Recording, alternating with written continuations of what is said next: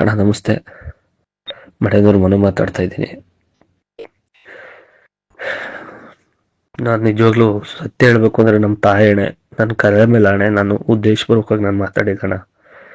ತಪ್ಪಂತೂ ನಾನು ಮಾಡೇ ಇಲ್ಲ. ಎಷ್ಟು ವರ್ಷ ಬೇಕಾದ್ರೂ ಹೇಳ್ತೀನಿ. ನಾನು ತಪ್ಪು ಮಾಡಿಸಿದಾರಣ, ತಪ್ಪು ಮಾಡಿಸಿದಾರೆ. ಒಂದು ಒಳ್ಳೆ ಸಿನಿಮಾನ ಕೊಂದ್ಬಿಟ್ರಣ ಎಲ್ಲ ಸೇರ್ಕೊಂಡು. ಒಂದು ಒಳ್ಳೆ ಸಿನಿಮಾನ ಕೊಂದ್ರು. ಗೊತ್ತಿಲ್ಲ ಅದೇನಾಗುತ್ತೋ ಮುಂದೆ.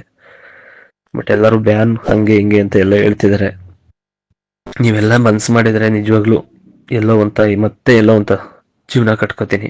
ಯಾಕೆಂದ್ರೆ ಕಲೆ ನನ್ ಬಂದಿರೋದಣ್ಣ, ನಮಗೆ ಬೇರೆ ಏನೂ ಗೊತ್ತಿಲ್ಲ. ನನಗೆ ಏನೂ ಗೊತ್ತಿಲ್ಲ. ಇಲ್ಲಿ ಸಂಘ ಸಹವಾಸಗಳು ಸ್ವಲ್ಪ ಮಾಡಿ ಕೆಟ್ಟೋಗಿದ್ದೀನಿ.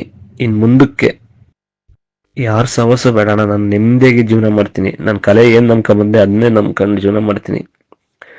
ದಯಮಾಡಿ ಒಂದು ಅವಕಾಶ ಕೊಡಿ. ನೀವು ಅವಕಾಶ ಕೊಟ್ರೆ ನಿಜವಾಗ್ಲೂ ಎಲ್ಲೋ ಅಂತ ಜೀವನ ಮಾಡ್ತೀನಿ. ಯಾಕೆಂದ್ರೆ ನಾನು 16-17 ವರ್ಷದಿಂದ ಜೂನಿಯರ್ ಆರ್ಟಿಸ್ಟ್ ಆಗಿ ಮಾಡ್ಕೊಂಡು, ಊರಲ್ಲಿ ಜಮೀನ್ ಕೆಲಸಗಳು ಮಾಡ್ಕೊಂಡು, ಒಂದಿಷ್ಟು ರಿಯಾಲಿಟಿ ಶೋಗಳು ಮಾಡ್ಕೊಂಡ್ ಬಂದವನು.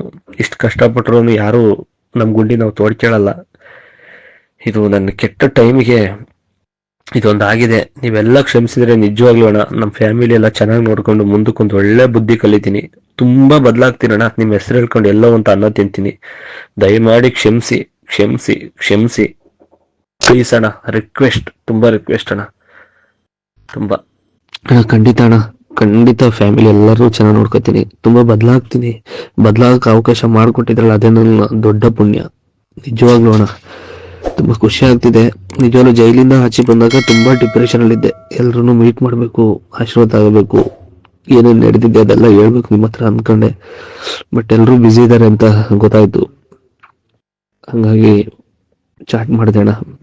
ನೀವೇನಾದ್ರು ಇವತ್ತು ಇಲ್ಲ ನಾಳೆ ನಾಡ್ದೆ ಅಂದ್ರೆ ಬೆಂಗಳೂರಲ್ಲಿ ಸಿಕ್ಕಿ ಎಲ್ಲರೂ ಪರವಾಗಿಲ್ಲ. ನೀವು ಎಲ್ಲಿ ಸಿಗ್ತೀರಾ ಅಂತ ಒಂದು ಎಂಟು ಚಿಕ್ಕದಾಗ ಗೊತ್ತಾದ್ರು ನಾನು ಬಂದು ನಿಜವಾಗ್ಲೂ ಒಂದು ಕ್ಷಮೆ ಕೇಳಿ ನಿಮ್ಮ ಆಶೀರ್ವಾದ ತಗೋತೀನಿ ಅಣ್ಣ. ಪ್ಲೀಸ್ ಅಣ್ಣ, ಎಲ್ಲಿರ್ತಾರೆ ಹೇಳಿ ಅಣ್ಣ.